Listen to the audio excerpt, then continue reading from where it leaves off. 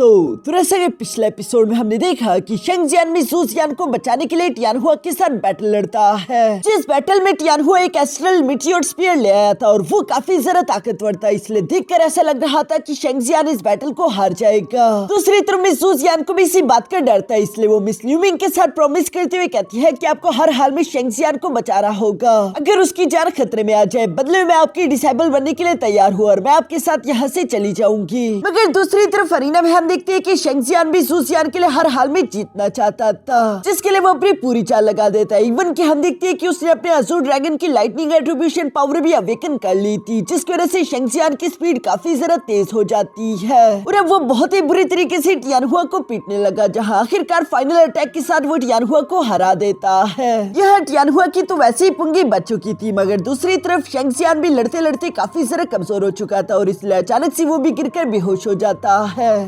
अब आगे तो नेक्स्ट एपिसोड की शुरुआत यहाँ शेंगजियान से होती है, जो कि बेहोशी की हालत में पड़ा हुआ था। तभी अचानक उसका फादर वहाँ पर आ गया, जो कि काफी उदास दिखाई दे रहे थे और वो जू जियान का लेटर लेकर आया था, जिसे वो शेंगजियान की सिराने के पास रखकर वहाँ से चला जाता है। वो जानती रही कि इस लेटर से शेंगजियान का दिल टूटने वाला है। तभी अचानक थोड़ी देर में हम देखते हैं कि शेंगजियान भी होश में आ गया था, जहाँ उठते ही शेंगजियान की नजर सबसे पहले उसी लेटर पर पड़ती है, जिसे खोलकर पढ़ने से शेंगजियान को मालूम हुआ कि ये मिस जू जियान का आखिरी लेटर है, जिसमें लिखा हुआ था कि जब तक तुम इस लेटर को पढ़ोगे मैं यहाँ से जा चुकी हूँगी। शेंगजियान मुझे माफ कर देना, मुझे नानवू कंट्री छोड़कर जाना होगा, क्योंकि तुम भी जानते हो कि याओ टियानहुआ बहुत ही बड़ा कमीना है और वो हमेशा हमें परेशान करता रहेगा। इसलिए मैं लेडी एम्प्रेस ल्यूमिंग के साथ इस कंट्री को छोड़कर सेकुलेशन में जा रही हूँ, ताकि एक दिन मैं अपने मोर्टल ट्राइबोल्यूशन एग्जाम में पास हो जाऊँ। ये बात सुनकर तो शेंगजियान से रहा नहीं जाता और वो फौरन से खड़ा होते हुए मिस जू जियान को ढूंढने के लिए वहाँ से तीसी के साथ भागने लगता है। शेंगजियान बहुत ही ज्यादा इमोशनल हो चुका था, वो जू जियान को नहीं खोना चाहता, लेकिन दूसरी तरफ जू जियान शेंगजियान से कहती है कि एक बार जब मेरी ट्रेनिंग कंप्लीट हो जाए तो मैं वादा करती हूँ कि मैं तुम्हें ढूंढने के लिए वापस आऊंगी, फिर चाहे तुम जहाँ मर्जी हो मैं तुम्हारे पास आ जाऊंगी, फिर चाहे हमारे दरमियान हजारों पहाड़ों का रास्ता ही क्यों ना हो, कोई भी हमें एक दूसरे से जुदा नहीं कर पाएगा। ये सब कहते हुए मिस जू जियान आखिरी दफा रॉयल सिटी को देख रही थी, जहाँ उसकी आंखों में भी आंसू आने वाले थे। बेशक वो भी ये सब करना नहीं चाहती, लेकिन वो जानती है कि यही जरूरी है। इसीलिए वो मिस ल्यूमिंग से कहने लगी कि मास्टर चलो यहाँ से चलते हैं। ये सब भारी मन के साथ कहते हुए मिस जू जियान भी वहाँ से जाने लगी थी। तभी अचानक वहाँ पर शेंगजियान पीछे से पहुँच गया, जो कि ऊंची आवाज में चिल्लाते हुए कहता है कि जू जियान रुको। जू जियान भी अचानक से शेंगजियान को यहाँ पर देखकर खुश हो गई थी और वो उसकी तरफ भागते उसके गले लग जाना चाहती थी, लेकिन वो खुद पर काबू रखती है, क्योंकि वो जानती थी कि उसके मास्टर को ये बिल्कुल भी अच्छा नहीं लगेगा। दूसरी तरफ हम देखते हैं कि शेंगजियान भी यहाँ पर आने के बाद सबसे पहले मिस ल्यूमिंग यानी कि लेडी एम्प्रेस को ग्रीट करता है, जिस पर लेडी एम्प्रेस धीरे धीरे से शेंगजियान के सामने आकर खड़ी हो जाती है और वो शेंगजियान से कहती है कि मेरे साथ आओ। ये सब कहते हुए मिस ल्यूमिंग शेंगजियान को अपने साथ साइड पर ले आई थी, जहाँ पर वो शेंगजियान से सवाल करते हुए पूछती है कि किस्मत से तुम्हें तुम्हारे स्पिरिट वेन्स मिल चुके हैं, लेकिन फिर भी तुम कितने सारा कमजोर हो, तुम बहुत ही सारा स्लो हो। जिस पर शेंगजियान मिस ल्यूमिंग को जवाब देते हुए कहता है कि मैं वादा करता हूँ कि मैं रॉयल फैमिली में अपनी शेंग फैमिली को सबसे ज्यादा ताकतवर बना दूंगा। ये सुनकर भी मिस ल्यूमिंग जवाब देते हुए कहती है कि ये नानवू कंट्री बहुत ही ज्यादा छोटी है, जब तक तुम इस नानवू कंट्री में रहोगे तुम हमेशा एक कुएं का मेंढक बनकर रहोगे, जिसे मालूम ही नहीं कि ये दुनिया कितनी ज्यादा बड़ी है। तुम्हारा मकसद बहुत ही ज्यादा कमजोर है, इसलिए मुझे नहीं लगता कि तुम जू जियान को डिजर्व करते हो। ये सब सुनकर तो शेंगजियान को भी बुरा लगा और वो कहता है कि आखिर आप होती कौन हो ये बताने वाली कि जू जियान को मैं डिजर्व करता हूँ या नहीं। जो सुनकर तो मिस ल्यूमिंग पीछे की तरफ पलटते हुए शेंगजियान पर अपनी पावर से हमला कर देती है। साथ ही साथ वो कहने लगी कि तुम्हारी हिम्मत कैसे हुई मेरे सामने इस तरह से बात करने की, वो भी मामूली एबिलिटीज के साथ, जो कि कुछ भी नहीं है। शेंगजियान उस अटैक की वजह से इंजर्ड हो चुका था। साथ ही साथ हम देखते हैं कि मिस ल्यूमिंग और सारा उस पर प्रेशर लगाना शुरू कर देती है। साथ ही साथ वो शेंगजियान की आंखें खोलने लगी, जहाँ पर वो शेंगजियान से कह रही थी कि तुम जू जियान को हासिल करना चाहते हो, लेकिन अगर तुम खुद भी सोचो तो तुम्हारी खुद की भी कोई औकात नहीं है। अगर तुम एक ऐसे इंसान बनने वाले हो जिसका फ्यूचर इस नानवू कंट्री से बाहर है ही नहीं, तो इसका सिर्फ एक ही मतलब होगा कि तुम इस दुनिया में बहुत ही कमजोर रह जाओगे। इस दुनिया में कोई भी तुम्हें नहीं जान पाएगा, तुम कभी भी अपना नाम नहीं बना सकते। सकते। शेंगजियान को भी धीरे धीरे करके समझ आने लगा कि मिस ल्यूमिंग जो भी कह रही है वो कह तो बिल्कुल सही रही है। साथ ही मिस ल्यूमिंग यहाँ शेंगजियान पर प्रेशर लगाते हुए कह रही थी कि अगर तुम मुझसे वादा करो कि तुम ज़ूज़ियान को छोड़ दोगे तो मैं तुम पर प्रेशर लगाना बंद कर सकती हूँ। जो सब सुनकर तो शेंगजियान जवाब देते हुए कहता है कि नहीं, ये इम्पॉसिबल है, मैं कभी भी ज़ूज़ियान को नहीं छोड़ सकता। जिसने तुम्हें मिस ल्यूमिंग को और भी जरा गुस्सा दिला दिया था और वो शेंगजियान की बॉडी पर और भी जरा पावरफुल प्रेशर लगाना शुरू कर देती है। शेंगजियान अचानक खून की उल्टियां करने लगा। उसे बहुत ही ज्यादा तकलीफ हो रही थी। मिस ज़ूज़ियान को भी ये देखकर शेंगजियान के लिए काफी ज्यादा बुरा लग रहा था। दूसरी तरफ शेंगजियान यहाँ वो ये सारी तकलीफें बर्दाश्त करते हुए कह रहा था कि मैं जानता हूँ कि मिस ल्यूमिंग इस वक्त मेरी कल्टीवेशन आपसे काफी ज्यादा कम है, लेकिन एक दिन मैं इस छोटी सी सिटी को छोड़कर टॉप मार्शल आर्ट सेक्ट को ज्वाइन कर लूंगा ताकि मैं इस कॉन्टिनेंट का सबसे ज्यादा ताकतवर इंसान बन सकूं। और उस दिन मैं ज़ूज़ियान को लेने के लिए वापस जरूर आऊंगा। उस दिन आप भी मुझे रोक नहीं पाओगी। और ये सब कहते हुए शेंगजियान अपने पैरों पर एक बार फिर से खड़ा हो चुका था। जो सब सुनते हुए दूसरी तरफ मिस ल्यूमिंग भी थोड़ी बहुत इंप्रेस हो गई थी। वो बस सिर्फ शेंगजियान को यही बताना चाहती थी कि उसे अपना मकसद बड़ा करना होगा। और चूंकि शेंगजियान ने यहाँ पर प्रॉमिस किया है कि वो इस कॉन्टिनेंट का सबसे ज्यादा ताकतवर इंसान बनेगा, इसलिए मिस ल्यूमिंग शेंगजियान पर प्रेशर लगाना बंद कर देती है। साथ ही साथ वो शेंगजियान से कहने लगी कि तुमने जो बात करी वो बहुत ही ज्यादा बड़ी है। अगर तुम अपनी इस बात को पूरा कर देते हो तो मैं वादा करती हूँ कि मैं तुम्हारे रास्ते में नहीं आऊंगी। जिस पर शेंगजियान खड़ा होकर जवाब देते हुए कहता है कि मैं वादा करता हूँ कि मैं ऐसा जरूर करूंगा। मिस ज़ूज़ियान भी ये सब सुनते हुए फौरन से शेंगजियान के पास आकर खड़ी हो गई थी। जो सब देखते हुए मिस ल्यूमिंग कहती है कि तुम्हारे पास 5 मिनट है, उसके बाद हम यहाँ से रवाना होंगे। जो कहते हुए मिस ल्यूमिंग आगे की तरफ चली गई थी। पीछे की तरफ ज़ूज़ियान और शेंगजियान अकेले रह गए थे। दोनों ही इमोशनल होकर एक दूसरे की आंखों में देख रहे थे। तभी अचानक शेंगजियान ज़ूज़ियान से कहता है कि तुम्हारी मास्टर बिल्कुल सही कह रही है, तुम्हारे पास काफी सारा नेशनल टैलेंट है, तुम्हें अपने फ्यूचर को बर्बाद नहीं करना चाहिए। तुम्हें एक बड़ा सा स्टेज चाहिए जहाँ पर तुम अपनी ट्रेनिंग को कंप्लीट करते हुए खुद को ताकतवर कर सको। और फिक्र मत करना, मैं तुम्हें लेने के लिए वापस जरूर आऊंगा। जो सब सुनकर मिस ज़ूज़ियान भी हमें सर हिलाती है। इसके बाद हम देखते हैं कि शेंगजियान ने फौरन से ज़ूज़ियान को गले लगा लिया था। जहाँ शेंगजियान के गले लगती ही मिस ज़ूज़ियान की आंखों से आंसू बरसने शुरू हो जाते हैं और वो इमोशनल होकर रोने लगी थी। कुछ देर ये लोग इसी तरह से एक दूसरे के गले लगे रहे। इसके बाद मिस ज़ूज़ियान अपना हेयर पिन निकालते हुए यहाँ शेंगजियान को लास्ट निशानी के तौर पर दे देती है, क्योंकि मिस ल्यूमिंग ने आवाज दे दी थी कि चलो ज़ूज़ियान, तुम्हारा वक्त पूरा हुआ, अब हमें यहाँ से चलना होगा।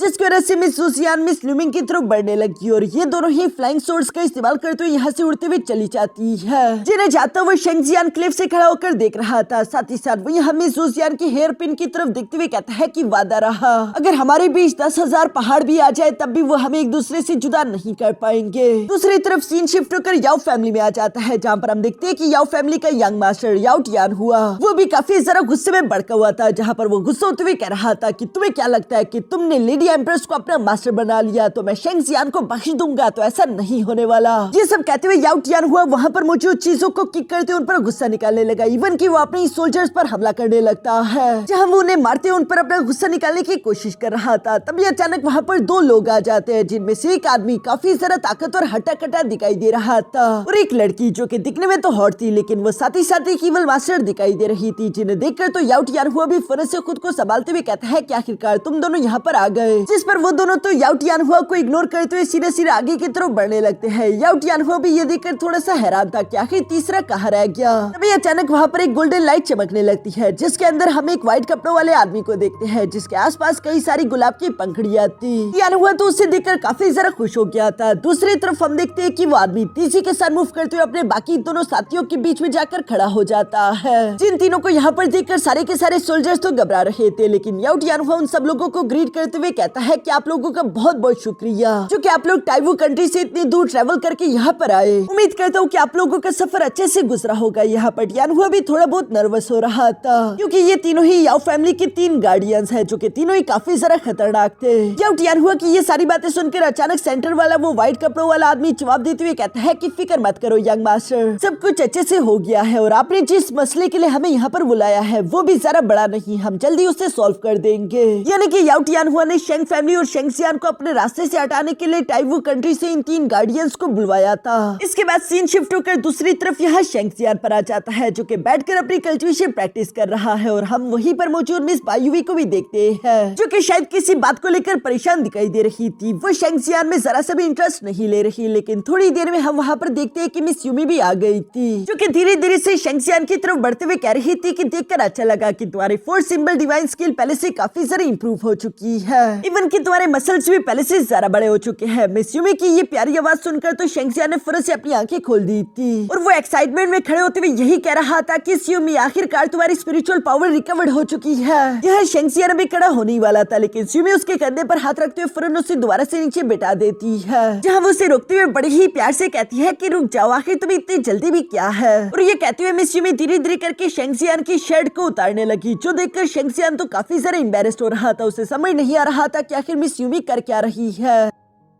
मगर दूसरी तरफ मिस यूमी तो शेंगजियान की शर्ट उतारने के बाद उसकी बॉडी पर एक्सट्रीम यिन यान वेन्स को देखने लगी थी, जिसके मार्क्स और पैटर्न पहले ही शेंगजियान की बॉडी पर अच्छे से नजर आने लगे हैं। शेंगजियान बेचारा तो कभी मिस यूमी की तरफ देखता और कभी बायुवी की तरफ। वो समझने की कोशिश कर रहा था कि आखिर मिस यूमी मुझसे चाहती क्या है, जबकि दूसरी तरफ मिस यूमी तो शेंगजियान की पूरी बॉडी देखने के बाद यहाँ उसके चेस्ट पर हल्का सा टच करती है, जिसकी वजह से शेंगजियान की बॉडी पर बने हुए वो यिन यांग स्पिरिचुअल वेन्स गायब हो जाते हैं। साथ ही साथ मिस यूमी ने शेंगजियान से कहा कि चलो अपनी कल्टीवेशन प्रैक्टिस शुरू करो, जो सुनकर शेंगजियान बिल्कुल ऐसे ही करने लगा और मिस यूमी भी उसकी कल्टीवेशन के दौरान अलग अलग वाइटल पॉइंट्स पर हिट करते हुए उसकी एनर्जी फ्लो को और ज्यादा इंक्रीज करती जा रही थी, ताकि शेंगजियान अपनी कल्टीवेशन को ज्यादा रफ्तार के साथ कर सके। यहाँ वो वाइटल पॉइंट्स ओपन होने के बाद अचानक हम देखते हैं कि शेंगजियान की एनर्जी इंक्रीज हो गई थी। साथ ही साथ उसकी लाइटनिंग एट्रीब्यूशन पावर भी उसकी बॉडी से बाहर की तरफ निकलती हुई दिखाई देती है, जिसे देखकर मिस यूमी कहती है कि देखकर मुझे काफी अच्छा लगा कि तुमने इतने थोड़े से अरसे में अज़ूर ड्रैगन के लाइटनिंग एट्रीब्यूशन पावर को भी अवेकन कर लिया है। पर अब तुम्हारी बारी है नेक्स्ट स्टेप में जाने के लिए। जैसे तुमने पिछली बार अज़ूर ड्रैगन और फायर फिनिक्स की पावर्स को कंबाइन करते हुए एक फ्लेमिंग ड्रैगन क्रिएट कर दिया था,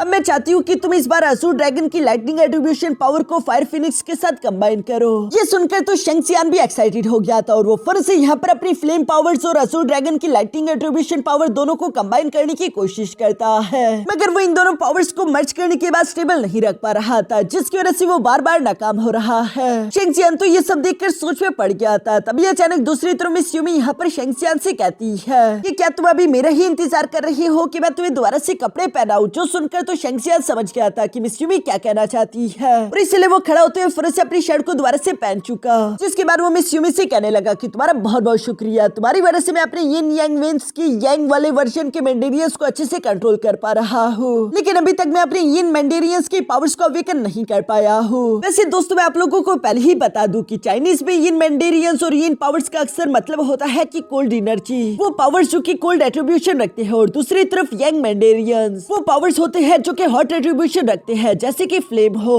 यांग मेंडेरियंस की पावर तो वैसे मिस यूमी शेंगजियान को सिखाने वाली थी, जो कि शेंगजियान सीख भी रहा है, मगर जहाँ तक बात यिन मेंडेरियंस की है वो तो सिर्फ मिस बायुवी ही शेंगजियान को सिखा पाएगी। इसलिए शेंगजियान यहाँ पर मिस बायुवी से कहने लगा कि क्या तुम मुझे सुप्रीम यिन डिवाइन मेंडेरियंस की पावर्स को इस्तेमाल करना सिखाओगी, जिस पर मिस बायुवी तो कोल्ड आवाज में मना करते हुए कहती है कि नहीं, मैं तुम्हें यिन मेंडेरियंस की पावर्स इस्तेमाल करना नहीं सिखाने वाली। जो सुनकर तो शेंगजियान भी हैरान हो गया था और वो सवाल करते हुए पूछता है कि ऐसा क्यों, जिस पर मिस यूमी शेंगजियान को समझाते हुए कहती है कि इतनी फिक्र मत करो, वैसे भी अभी तुम उस लेवल पर नहीं पहुंचे, मुझे लगता है कि पहले तुम्हें अपने यंग मेंडेरियंस को अच्छे से मास्टर कर लेना चाहिए, जिसमें मैं तुम्हारी मदद करूंगी। जो सुनकर शेंगजियान भी जवाब देते हुए कहता है कि अच्छा ठीक है, लेकिन दूसरी तरफ हम देखते हैं कि मिस बायुवी काफी जरा परेशान दिखाई दे रही है, शायद उसे जरा कुछ यहाँ पर अच्छा नहीं लग रहा। वो शेंगजियान से अभी उतनी ज्यादा इंप्रेस नहीं है कि वो शेंगजियान पर अपना वक्त बर्बाद कर सके, जबकि मिस यूमी तो पहले से ही शेंगजियान से इंप्रेस्ड है। इसके बाद हम लोगों को नेक्स्ट डे का सीन दिखाया जाता है, जहाँ शेंगजियान अपने फ्लेमिंग फिनिक्स की पावर और अपने अज़ूर ड्रैगन की पावर्स को प्रैक्टिस करने की कोशिश कर रहा था।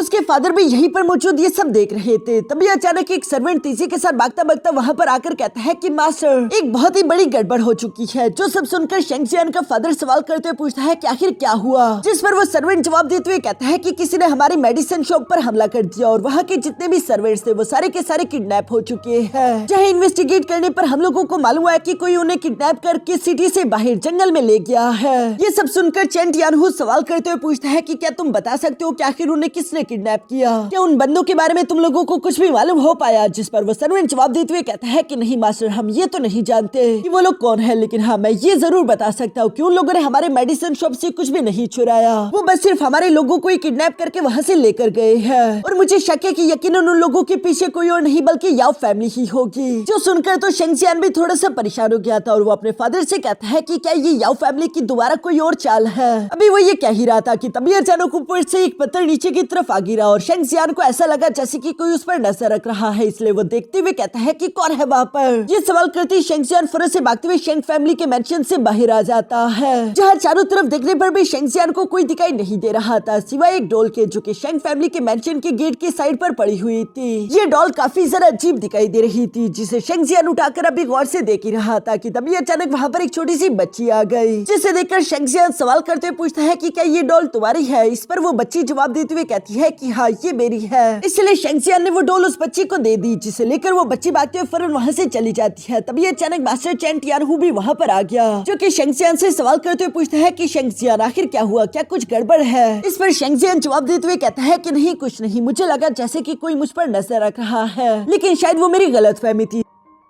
इसके बाद दूसरी तरफ हम देखते हैं कि वो बच्ची भागते भागते इसी तरह से दूर आती जा रही थी। इसके बाद सीन शिफ्ट होकर एक पुल पर आ जाता है, जहाँ पर हम देखते हैं कि याओ फैमिली की वो लड़की गार्डियन वहाँ पर मौजूद थी, जो कि दिखने में काफी जरा हॉट लग रही है। इसलिए हम देखते हैं कि वहाँ पर एक शॉपकीपर उसी लड़की की तरफ देखते जा रहा था। उसे इस लड़की का ये खूबसूरत फिगर मदहोश कर रहा था। थोड़ी देर में वो छोटी बच्ची भी भागते भागते उसी लड़की के पास आ गई थी, जहाँ वो उसे वो डॉल दे देती है। दूसरी तरफ वो लड़की भी इस डॉल को लेते हुए कहती है कि बच्ची तुम्हारा बहुत बहुत शुक्रिया मेरे लिए मेरी ये गुड़िया ढूंढ कर लाने के लिए, ये मेरी बहुत ही जरा अच्छी दोस्त है। और इसी काम के बदले वो उस बच्ची को एक कैंडी स्टिक दे देती है, जिसे लेकर वो बच्ची भी खुश होते हुए फौरन वहाँ से भागने लगी। मगर आगे की तरफ भागते भागते जब वो उस कैंडी स्टिक को अभी खाने ही वाली थी, तभी अचानक वो देखती है कि उस कैंडी स्टिक के अंदर से कुछ अजीब सी स्मेल आ रही है, सड़ी हुई बदबूदार इवल पावर्स की स्मेल। इसीलिए हम देखते हैं कि वो बच्ची रोते हुए फौरन से उस कैंडी को गिराकर वहाँ से भाग जाती है। ये कैंडी स्टिक भी उसी इवल लड़की को डिनोट कर रहा था, जो कि बाहर से दिखने में बेशक ही जरा खूबसूरत है, लेकिन अंदर से वो सड़ी गली हुई एक बदसूरत इवल सोल मास्टर है। पर इस शॉपकीपर को तो ये मालूम नहीं था, इसलिए ये अभी भी उस लड़की को देखकर अपनी लाल टपका रहा था। दूसरी तरफ उस लड़की को जब ये मालूम हुआ, वो अपने हाथ के इशारे से यहाँ पर कुछ स्ट्रिंग्स क्रिएट करते हुए फौरन से उस टाल पर हमला कर देती है, जो करते हुए वो लड़की यहाँ से चली गई। और हमें देखने को मिलता है कि वो स्ट्रिंग्स काफी सारे शार्प थे, जो कि उस टाल के सारे पिलर्स को क्लीन कट कर देते हैं। साथ ही साथ हम देखते हैं कि उस टाल के ओनर का भी गला कट चुका था, जिसके गले से अचानक खून दड़ादड़ बहने लगता है और वो भी नीचे की तरफ मारा गया। ये देखकर सब लोग पैनिक करते हुए यहाँ वहाँ भागने लगे, जबकि इस केओस को देखकर उस लड़की को तो काफी ज्यादा मजा आ रहा था और वो धीरे धीरे वहाँ से चली जाती है। इसके बाद सीन शिफ्ट होकर दूसरी तरफ सिटी से बाहर फॉरेस्ट में आ गया, जहाँ पर हम देखते हैं कि मास्टर चैन टियानहू अपने शेंग फैमिली के सोल्जर्स के साथ यहाँ पर अपने साथियों को तलाश करने की कोशिश कर रहे थे। जंगल के साउथ को उन लोगों ने पूरी तरीके से छान लिया था, लेकिन वहाँ पर इन लोगों को याओ फैमिली का कोई भी सुराग नहीं मिलता। इसलिए अब ये लोग नॉर्थ की तरफ बढ़ने लगे, जहाँ से जंगल और ज्यादा गहरा है। यहाँ पर इससे पहले कि ये लोग आगे जा पाते, तभी अचानक शेंगजियान को अपने एक आदमी के मरने की आवाज सुनाई दी, जिसके पास आकर शेंगजियान और मास्टर चैन टियानहू जब आकर देखते हैं तो उन्हें देखने को मिला कि उस आदमी की बॉडी से सारा की सारा ब्लड निचोड़ दिया गया था। इसी वजह से उसकी स्किन ब्लैक दिखाई दे रही थी। साथ ही साथ उसकी बॉडी पर एक लोकेशन भी मार्क थी, जिस लोकेशन को देखते हुए शेंगजियान समझ जाता है कि वो दुश्मन वहीं पर हमारा इंतजार कर रहे हैं, जिनका सामना करने के लिए ये सब लोग पीछे के साथ उसी तरफ बढ़ने लगे। थोड़ी देर के सफर के बाद आखिरकार हम देखते हैं कि ये लोग वहाँ पर पहुँच जाते हैं, जहाँ पहुंचे पर मास्टर चैन टियानहू और शेंगजियान को अपने सामने वहाँ याओ फैमिली के वही 3 गार्डियन दिखाई दिए, जिनका लीडर यहाँ पर मास्टर चैन टियानहू को देखकर मुस्कुराते हुए कह रहा था कि आखिरकार क्लैन लीडर चैन टियानहू तुम यहाँ पर आ गए, हम लोग बेसब्री से तुम्हारा ही इंतजार कर रहे थे। शेंगजियान तो उसकी ये बात सुनकर सवाल करते हुए पूछता है कि आखिर कौन हो तुम लोग। शेंगजियान का ये सवाल सुनकर तो वो लड़की जोर जोर से इवल्स की तरह हंसने लगी, जिस पर हम देखते हैं कि मास्टर चैन टियानहू तो उन तीनों को पहचानता था और वो शेंगजियान को बताने लगा कि ये लड़की है इवल विश, दूसरा है पपेट और तीसरा है ब्लाइंड म्यूजिशियन। ये तीनों ही काफी जाने माने हथियारे हैं और ये है याओ फैमिली के 3 गार्डियन। दूसरी तरफ मास्टर चैन टियानहू ने देखते ही घबराकर कहता है कि ये तो याओ फैमिली के लेजेंडरी 3 गार्डियंस हैं, जिनके नाम थे इवल विच, पपेट सोर्ड मास्टर और ब्लाइंड म्यूजिशियन।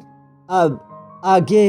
तो नेक्स्ट एपिसोड की शुरुआत यहाँ पर बिल्कुल उसी सीन से शुरू होती है, जहाँ पर शेंगजियान उन 3 गार्डियंस को देखते हुए सवाल करके पूछ रहा था कि फादर आखिर आप इन तीनों के बारे में क्या जानते हो। जिस पर शेंगजियान का फादर जवाब देते हुए कहता है कि ये तीनों ही याओ फैमिली के मेन ब्रांच के गार्डियन है, जो कि काफी अर्से पहले नानवू कंट्री में रहा करते थे और तब इन लोगों ने मिलकर एक ही रात में 3 बड़े बड़े क्लैंस को खत्म कर दिया था। जिन 3 बड़े क्लैंस के खत्म होने की वजह से तो याओ फैमिली यहाँ की नंबर 1 फैमिली बन पाई। ये सारी बातें सामने की तरफ मौजूद वो तीनों गार्डियंस भी सुन रहे थे, जहाँ पर हम देखते हैं कि वो ब्लाइंड म्यूजिशियन हंसते हुए कहता है कि चेन टियानहू, इस नानवू कंट्री को हमें छोड़े काफी अरसा हो गया, लेकिन फिर भी ये सुनकर मुझे काफी अच्छा लगा कि तुम लोग हमें भूले नहीं, बल्कि तुम्हें अब भी हम अच्छे से याद है। ये तो हमारे लिए काफी जरा गर्व की बात है। सामने की तरफ शेन जियांग भी ये सारी बातें सुन रहा था और वो गुस्सा होते हुए कहता है, ये कमीने, ये बता कि जो तूने हमारे शेंग फैमिली के मेंबर्स को किडनैप किया था, आखिर वो कहाँ पर है? शेन जियांग का बस ये सवाल ही था कि तभी अचानक वो इवल विच यहाँ पर जोर जोर से इवल्स की तरह हंसते हुए कहती है कि तुम काफी जरा बेवकूफ हो, जो तुम अब तक समझ नहीं पाए। हमने उनका चारे की तरह इस्तेमाल किया था कि हम तुम लोगों को यहाँ पर बुलवा सके, और चूंकि हमारा काम उनसे पूरा हो चुका था, तो बताओ कि आखिर उन्हें जिंदा रखने में हमारा क्या ही फायदा हो पाता, इसलिए हमने उन सबको खत्म कर दिया।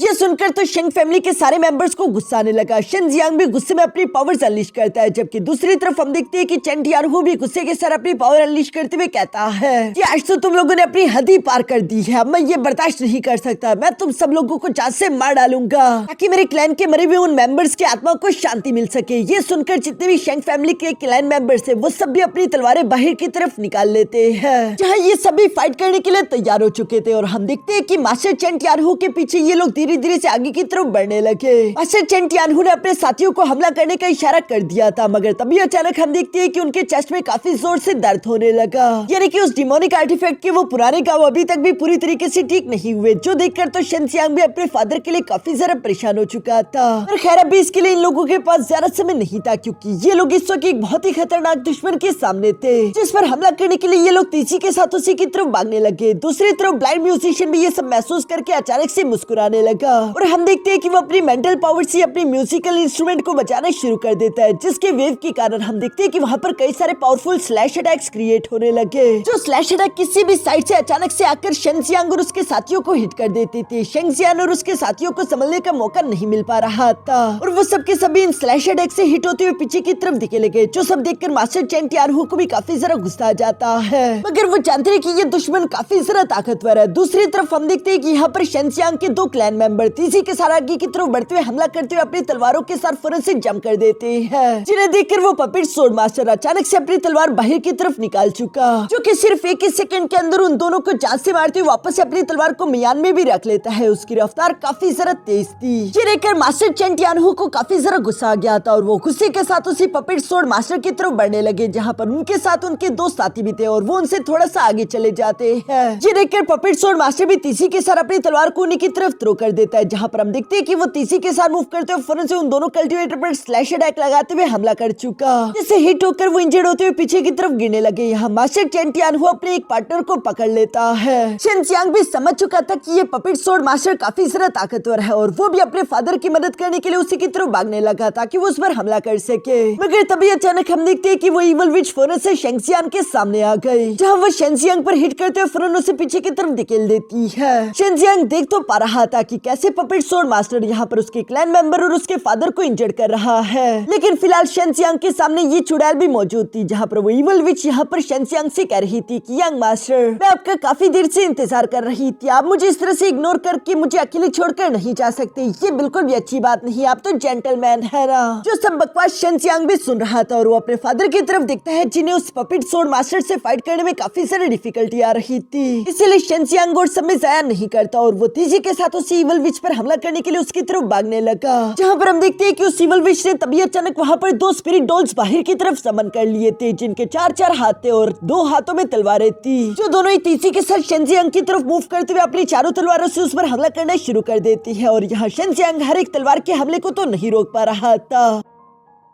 इसलिए वो इंजर्ड होकर हिट होते हुए पीछे की तरफ धकेला जाता है, जबकि दूसरी तरफ हम देखते हैं कि उसके क्लैन मेंबर जो कि सामने की तरफ आकर शेन जियांग को बचाने की कोशिश कर रहे थे, जो कि देखते हैं कि ये स्पिरिट डॉल्स तो काफी जरा खतरनाक है, जिनके अगर स्वॉर्ड वाले हैंड को आप ब्लॉक करने की कोशिश करो तो ये अपने दूसरे पंजे को आपके पेट में गुंसा देते थे। इवन कि हम देखते हैं कि शेन जियांग के क्लैन मेंबर्स को हराते हुए शेन जियांग पर भी हमला करने के लिए वापस उसके पास आ चुके थे, जहाँ पर हम देखते हैं कि फौरन से शेन जियांग का एक वॉरियर सामने की तरफ आकर उससे बचाते हुए अपनी जान की कुर्बानी दे देता है। ये देखकर तो शेंजियांग को काफी सारा गुस्सा आ गया था और वो गुस्से में आग बबूला होते हुए अपनी फ्लेमिंग पावर का इस्तेमाल करते हुए यहाँ पर उन दोनों स्पिरिट डॉल्स पर एक साथ ही अपनी फ्लेमिंग पावर से हमला कर देता है। मगर उसके इतने पावरफुल अटैक से भी हम देखते हैं कि यहाँ पर उन स्पिरिट डॉल्स को तो जरा सा भी असर नहीं हुआ। उल्टा वो दोबारा से शेंजियांग को चारों तरफ से घेरते उस पर लगातार हमले करने लगे, जहाँ पर शेंजियांग खुद को बचाने की अपनी पूरी कोशिश कर रहा था और उनसे फाइट बैक भी करता है। लेकिन देखकर ऐसा लग रहा था जैसे कि इन स्पिरिट डॉल पर शेंजियांग की कोई भी पावर काम नहीं कर रही, सिर्फ शेंजियांग ही यहाँ पर बुरी तरीके से पिट रहा था। मिस युमी और बायुवे भी यहाँ पर अंदर से ये सब कुछ देख रही थी, जिन्हें शेंजियांग के लिए काफी बुरा महसूस हो रहा था। लेकिन ये जंग उसकी है और उससे अकेले ही इस जंग को जीतना होगा। दूसरी तरफ हम देखते हैं कि शेंजियांग का फादर भी यहाँ पर उस पपेट स्वॉर्ड मास्टर से लड़ने की अपनी पूरी कोशिश कर रहा था, जहाँ पर उसके क्लैन मेंबर भी उसका साथ दे रहे थे। मगर वो पपेट स्वॉर्ड मास्टर तो काफी जरा बेरहम था, जो कि अपने तेजधार स्वॉर्ड का इस्तेमाल करते हुए यहाँ पर उन सारे के सारे वॉरियर्स की लाशें बिछा रहा था।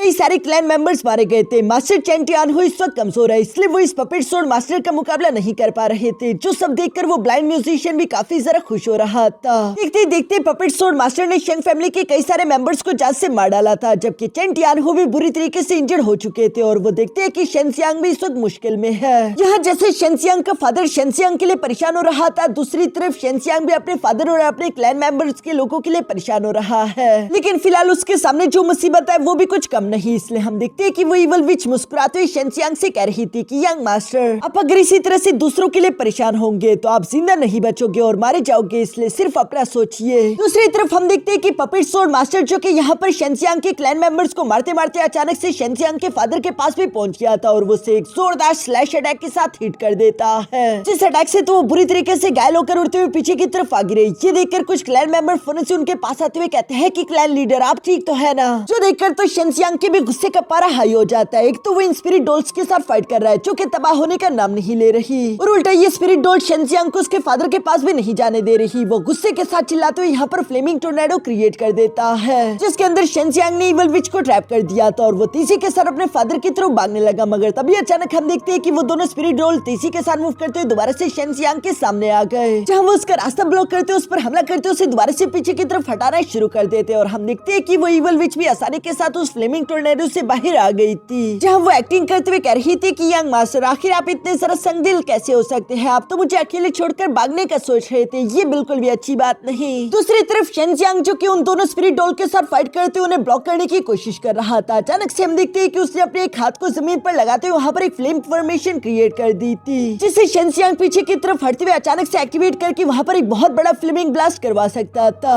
मगर शेंजियांग ने जैसे ही वो ब्लास्ट एक्टिवेट किया, तभी अचानक हम देखते हैं कि दूसरी तरफ इवल विच यहाँ पर अपने हाथों के साथ लगे हुए कुछ स्ट्रिंग्स को पीछे की तरफ खींच लेती है, जो कि इनविजिबल स्पिरिट स्ट्रिंग थे और उनसे ये सारे के सारे स्पिरिट डॉल अटैच है, जिन्हें खींचते हम देखते हैं कि वो स्पिरिट डॉल तेजी के साथ मूव करते हुए वापस से उस इवल विच के पास आ गए, जिन्हें उस धमाके से जरा सा भी असर नहीं हुआ। ये देखकर शेंजियांग को कुछ समझ नहीं आ रहा था कि आखिर वो करे तो करे क्या, क्योंकि धीरे धीरे करके उसकी एनर्जी एग्जॉस्ट हो रही है, जबकि दूसरी तरफ उसके फादर की जान भी खतरे में थी। हम देखते हैं कि वो इवल विच तो यहाँ पर शेंजियांग की तारीफ करते हुए कहती है कि कहना पड़ेगा कि यंग मास्टर, तुम्हें वाकई में काफी कमाल की एबिलिटीज है, तभी तो हमारा यंग मास्टर टियानहुआ तुमसे हार गया, वरना मेरे सामने तो इतनी देर तक कोई नहीं टिक सकता। तुम्हारी इन्हीं चीजों की वजह से तो मुझे तुम में और भी ज्यादा इंटरेस्ट आ रहा है। और ये कहती वो अपने दोनों स्पिरिट डॉल्स को दोबारा से शेंजियांग पर हमला करने के लिए सामने की तरफ भेज चुकी, जहाँ इस बार हम देखते हैं कि वो शेंजियांग को जल्दी से जल्दी खत्म करने के लिए खुद भी मैदान में कूद जाती है, जहाँ पर हम देखते हैं कि वो अपने दोनों स्पिरिट डॉल के साथ मिलकर शेंजियांग पर हमला करने लगती है। जिन तीनों के अटैक से शेंजियांग के लिए बचना काफी ज्यादा डिफिकल्ट हो रहा था और उनके अटैक्स के कारण हिट होते हुए शेंजियांग बहुत ही बुरी तरीके से इंजर्ड हो चुका था, जहाँ पर वो खून की उल्टियां करने लगा। तभी अचानक हम देखते हैं कि वो इवल विच पीछे की तरफ से अचानक जंप करते हुए शेंजियांग के कंधे पर अपने पैर से किक करने की कोशिश करती है, जिसे शेंजियांग ने ब्लॉक कर दिया। दूसरी तरफ उस इवल विच का भी यही प्लान था, जो कि अपने हाथों का इस्तेमाल करते हुए फौरन से स्पिरिट स्ट्रिंग्स निकालकर यहाँ पर खुद को शेंजियांग के साथ बांध देती है। शेंजियांग का फादर भी ये देखकर काफी परेशान हो गया था और वो शेंजियांग की मदद करने के लिए अभी आगे की तरफ बढ़ने वाला था, लेकिन तभी अचानक हम देखते हैं कि पपेट स्वॉर्ड मास्टर ने उसे फौरन से बीच में रोक दिया और वो यहाँ पर अपने ब्लेड सोल गोस्ट की सेविज जनरल टेक्निक एक्टिवेट कर लेता है, जिस टेक्निक की वजह से उसकी सोर्ड काफी ज्यादा शार्प हो चुकी थी। अब वो सिर्फ एक ही अटैक में 4-4 वॉरियर्स को हरा रहा था और वो सिर्फ हरा ही नहीं बल्कि उन वॉरियर्स को बीच बीच में से काट रहा था। ये सब देखकर शेंजियांग उस इविल विच को खुद से दूर हटाने के लिए फिर से अपनी लाइटनिंग पावर अनलीश करने लगा, जिसके एक बड़े से ब्लास्ट के साथ वो इस इविल विच को खुद से दूर धकेल भी देता है। मगर अभी भी शेंजियांग ने देखा कि उसके हाथों अभी भी उन स्पिरिचुअल स्ट्रिंग से बंधे हुए थे, जिनसे वो इविल विच शेंजियांग को कंट्रोल कर रही थी, ताकि उसके स्पिरिट डॉल्स यहाँ शेंजियांग पर हमला करते उसे जान से मार सके। शेंजियांग बेचारे के लिए लड़ना काफी ज्यादा डिफिकल्ट हो रहा था और एक बार फिर से हम देखते हैं कि वो इविल विच यहाँ शेंजियांग को जकड़ते उसके कंधे पर दोबारा से पैर रख देती है और वो साथ ही साथ शेंजियांग से कहने लगी, ये यंग मास्टर, आप मेरे सामने प्लीज झटपटाइए मत, मुझे आपको प्यार करने का मौका दीजिए, मैं आपका बहुत ही अच्छे से ध्यान रखूंगी। शेंजियांग यहाँ पर देखता है कि पपेट स्वॉर्ड मास्टर ने यहाँ पर उसके सारे के सारे क्लैन मेंबर वॉरियर्स को ऑलमोस्ट खत्म कर दिया था। अब आखिर में बस सिर्फ उसका फादर बचा है, जिसकी तरफ वो पपेट स्वॉर्ड मास्टर हमला करने के लिए जंप कर ही रहा था। ये देखकर शेंजियांग को काफी गुस्सा आ गया और वो गुस्से के साथ चिल्लाते हुए एक साथ अपनी थंडर और फ्लेम की पावर अनलीश कर देता है, जिसके इफेक्ट के कारण हम देखते हैं कि वो इविल विच तो पीछे की तरफ धकेली जाती है, जबकि दूसरी तरफ शेंजियांग भी बिजली की तेजी के साथ मूव करते हुए फिर से पपेट स्वॉर्ड मास्टर के पास आ गया, जहाँ पर इससे पहले कि वो उसके फादर को टच कर पाता तब तक शेंजियांग ने उसके मुंह पर यहाँ 5 पंच कॉम्बो मार दिया था, जिससे पपेट स्वॉर्ड मास्टर तोड़ते हुए काफी दूर आ गिरता है। ये शेंजियांग का पहला पावरफुल पंच था, जिसने तो ब्लाइंड म्यूजिशियन का भी ध्यान अपनी तरफ खींच लिया। शेंजियांग इस वक्त काफी गुस्से में दिखाई दे रहा था। मास्टर चेन टियानू भी शेंजियांग की तरफ देखने लगे, लेकिन वो अपने बेटे के लिए फिलहाल कुछ नहीं कर सकते। दूसरी तरफ हम देखते हैं कि उन पंचेस कॉम्बो की वजह से पपेट स्वॉर्ड मास्टर की तो बेइज्जती हो गई थी और वो गुस्से के साथ दौड़ते हुए यहाँ पर एनर्जी अनलीश करने लगा, जिसके बाद वो अपनी तलवार को लेकर तेजी के साथ शेंजियांग की तरफ बढ़ने लगता है, जहाँ पर हम देखते हैं कि वो शेंजियांग पर बेरहमी के साथ लगातार स्लैश अटैक करने लगा, जिन अटैक्स के कारण शेंजियांग तो बुरी तरीके से इंजर्ड हो गया। शेंजियांग की बॉडी से लगातार खून बहता जा रहा है और वो नीचे की तरफ जमीन पर आ गिरा, जबकि शेंजियांग को खत्म करने के लिए हम देखते हैं कि पपेट स्वॉर्ड मास्टर ने यहाँ पर फाइनल स्लैश अटैक भी तेजी के साथ उस पर चल दिया था, जो देखकर तो मास्टर चेन टियानू अपनी बेटी को बचाने के लिए फौरन से शेंजियांग के सामने आकर यहाँ पर टाइगर विजरा स्ट्राइक टेक्निक एक्टिवेट कर लेते हैं, जिसका इस्तेमाल करते हुए वो स्ट्राइक अटैक से टकराने लगे। मगर ऑलरेडी घायल होने की वजह से वो काफी ज्यादा कमजोर थे, जिसकी वजह से वो स्लैश अटैक के सामने नहीं टिक पाते और वो इससे टकराते हुए यहाँ इंजर्ड होकर पीछे की तरफ जमीन पर आ गिरे। अपने फादर की ये कंडीशन देखकर शेंजियांग को काफी बुरा लग रहा था। तब तक हम देखते हैं कि पपेट स्वॉर्ड मास्टर ने एक बार फिर से स्लैश अटैक इनकी तरफ चल दिया, जहाँ पर वो अटैक सीधे सीधे शेंजियांग के फादर की तरफ आ रहा था। ये देखकर शेंजियांग अपने फादर को बचाने के लिए तेजी के साथ भागते हुए फिर से उस अटैक के सामने आकर उसे ब्लॉक करने की कोशिश करने लगा था, मगर हम देखते हैं कि वो एक बार फिर से जख्मी होकर पीछे की तरफ आ गिरा। अपने बच्चे को इस कमजोर हालत में देखकर शेंजियांग का फादर फिर से अपने पैरों पर खड़ा हो जाता है और वो यहाँ पपेट स्वॉर्ड मास्टर के सामने खड़ा था, जैसे कि वो कह रहा हो कि अगर तुम्हें शेंजियांग तक जाना है तो उससे पहले तुम्हें मेरी लाश से गुजरना होगा। जहाँ पपेट स्वॉर्ड मास्टर को भी ये करने में कोई मसला नहीं था और हम देखते हैं कि वो तेजी से आगे की तरफ बढ़ते हुए यहाँ चेन टियानू पर काफी सारे अटैक अपनी तलवार से चल देता है, जहाँ हर एक बेरहम स्लैश के साथ चेन टियानू की बॉडी से खून बहता जा रहा था। शेंजियांग भी ये सब देख रहा है, उसे ये सब देखकर काफी गुस्सा रहा था, लेकिन वो खुद को बेबस महसूस कर रहा है क्योंकि वो अपने फादर को बचाने के लिए कुछ भी नहीं कर पा रहा था। इवन कि शेंजियांग से अपनी बुरी हालत में खड़ा भी नहीं होने पा रहा था, इसलिए वो रेंगते हुए धीरे धीरे अपने फादर की तरफ बढ़ने लगा। दूसरी तरफ हम देखते हैं कि शेन फैमिली के यहाँ पर बचे कुछ वॉरियर्स जो कि जख्मी हालत में थे, वो अपने क्लैन लीडर को मरते हुए नहीं देख सकते और अपने क्लैन लीडर को बचाने के लिए फौरन से यहाँ पर पपेट स्वॉर्ड मास्टर के सामने आ गए, जहाँ वो तो पपेट स्वॉर्ड मास्टर के सामने कुछ भी नहीं थे। एक के पेट में पपेट स्वॉर्ड मास्टर अपनी तलवार घुसा देता है, जबकि दूसरे की गर्दन वो अपनी तलवार से काट देता है। चारों तरफ इस वक्त मैदान में लाशें ही लाशें थी, ये मैदान खून से भर चुका था। दूसरी तरफ हम देखते हैं कि शेंजियांग जो कि अभी भी जख्मी हालत में धीरे धीरे रेंगते हुए अपने फादर की तरफ बढ़ रहा था, मगर तभी अचानक हम देखते हैं कि वो स्पिरिट डॉल्स फौरन से शेंजियांग के पास आकर उसके दोनों हाथों और दोनों पैरों के अंदर यह तलवारें गुंसा देती है, जिनके दर्द से शेंजियांग तो जोर जोर से यहाँ पर चिल्ला रहा था। शेंजियांग ने आज से पहले ऐसी बेबसी कभी महसूस नहीं की थी। याओ फैमिली की ये तीनों गार्डियंस काफी जरा बेरहम थे। हम देखते हैं कि वो इवल विच धीरे धीरे मुस्कुराते हुए यहाँ शेंजियांग के सामने से गुजरकर फौरन उसके फादर के पास आकर उसे एक जोरदार किक करती है, जिसके बाद वो अपना पैर यहाँ चेन टियानू की गर्दन पर रख देती है। ये सब देखकर दूसरी तरफ शेंजियांग का गुस्से से खून खोल रहा था। उसका दिल तो कर रहा था कि वो इन तीनों की गर्दनें तोड़ दे, लेकिन शेंजियांग इस वक्त इतना सारा कमजोर है कि वो तो खड़ा भी नहीं हो पा रहा, जबकि वो इवल विच ये सब करते हुए शेंजियांग को चिढ़ाते उसी की तरफ देखकर मुस्कुरा रही थी। तभी अचानक हम देखते हैं कि दूसरी तरफ पपेट स्वॉर्ड मास्टर धीरे से सामने की तरफ आते हुए यहाँ पर शेंजियांग के फादर का किस्सा खत्म करने के लिए अपनी तलवार को हवा में उठा चुका था और इससे पहले कि वो अपनी तलवार को चेन टियानू के पेट में गुंसा पाता। ये सब देखकर शेंजियांग गुस्से के साथ चिल्लाते हुए अचानक से खड़ा हो जाता है। जहाँ पर हम देखते हैं कि उसकी बॉडी से काफी सारा खतरनाक लाइटनिंग एनर्जी अनलीश हो रही थी। साथ ही साथ वो चिल्लाते हुए कहता है कि थंडर ड्रैगन फोर्स एक्टिवेट। जो थंडर ड्रैगन अटैक सीरियस सामने की तरफ जाते हुए पपेट स्वॉर्ड मास्टर को हिट करके सामने से दूर हटा देता है। जबकि साथ ही साथ हम देखते हैं कि वो इविल विच भी यहाँ पर शेंगजियांग के फादर की बॉडी से साइड हट गई थी। फिर सिर्फ यही नहीं बल्कि तभी अचानक हम देखते हैं कि शेंगजियांग के चिल्लाने के साथ उसकी बॉडी से एक व्हाइट कलर की मिस्ट एनर्जी भी अनलीश हो चुकी थी। जिस मिस्ट अटैक के कारण हम देखते हैं कि वो तीनों गार्डियन पीछे की तरफ धकेले गए थे और उन्हें सामने की तरफ कुछ दिखाई भी नहीं दे रहा था। जहाँ पर हमें जानने को मिलता है कि ये पावर किसी और की नहीं बल्कि मिस बायुवी की थी, जो कि चिल्लाते हुए शेंगजियांग से कहती है कि शेंगजियांग यही मौका है। दूसरी तरफ हम देखते हैं कि वो इविल विच यहाँ पर उस मिस्ट एनर्जी को देखते हुए कह रही थी कि आखिर अचानक से ये मिस्ट एनर्जी कहाँ से आ गई, और ये कहते हुए वो अभी उसे टच करने ही वाली थी कि तभी अचानक ब्लाइंड म्यूजिशियन उससे कहता है कि अगर जिंदा रहना है तो उसे टच मत करना। जो सुनकर तो वो इविल विच घबराते हुए पीछे की तरफ हट जाती है। जबकि दूसरी तरफ हम देखते हैं कि वो ब्लाइंड म्यूजिशियन यहाँ पर अपनी एनर्जी का इस्तेमाल करते हुए वहाँ पर मुझे जितनी भी मिस्ट एनर्जी थी वो सारी की सारी गायब कर देता